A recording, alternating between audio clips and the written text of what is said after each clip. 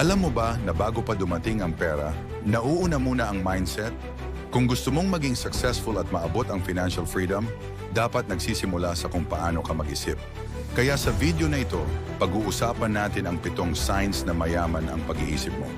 Kung meron ka ng mga ito, ibig sabihin nasa tamang direksyon ka na papunta sa pagiging tunay na mayaman. Sign number 1, nakikita mo ang opportunity sa problema. Ang karamihan, kapag may problema, stress agad. Pero ang taong mayaman ang mindset, laging naghahanap ng solusyon. Halimbawa, pandemic. Karamihan natakot, pero yung iba gumawa ng online business, food delivery, o digital freelancing. Kung ikaw ay sanay mag-isip ng opportunity sa likod ng problema, yan ang unang sign na mayaman ang pag-iisip mo. Sign number 2, marunong kang maghintay at mag-invest sa long term. Hindi ka mabilis bumigay sa instant gratification. Alam mo na ang tunay na yaman ay hindi galing sa mabilisan, kundi sa tamang investment at tamang oras. Kung marunong kang mag-ipon, mag-invest, at hindi nagmamadali sa resulta, yan ay tanda ng wealthy mindset.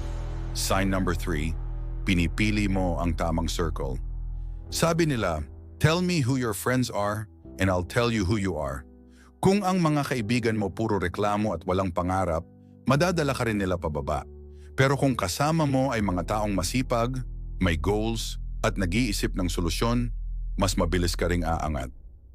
Sign number 4, nakafocus ka sa pag-grow, hindi lang sa pera. Ang taong mayaman ang mindset, hindi lang pera ang habol. Ang habol nila ay growth, skills, at experience. Kasi alam nila, kapag lumalago ka bilang tao, ang pera, natural na susunod. Sign number 5, hindi ka natatakot sa failure.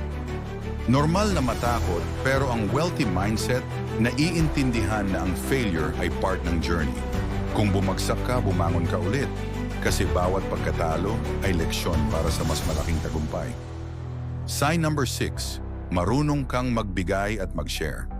Mapapansin mo, ang totoong mayaman, hindi lang kumukuha, sila rin ay nagbibigay. Hindi ibig sabihin, puro pera ang binibigay.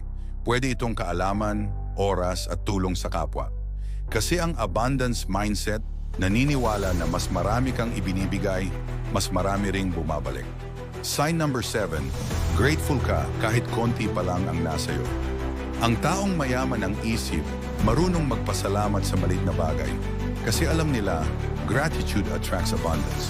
Kung marunong kang magpasalamat kahit maliit na progress, mas lalo kang bibigyan ng pagkakataon ng buhay para lumago. Kung meron ka sa 7 signs na ito, congratulations, ibig sabihin, nagsisimula ng magbago ang mindset mo.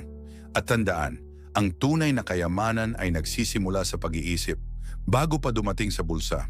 Kaya tanong ko sa'yo, ilan dito ang meron ka na? Comment mo sa baba at huwag kalimutang i-like at i-subscribe para sa mas marami pang motivational videos.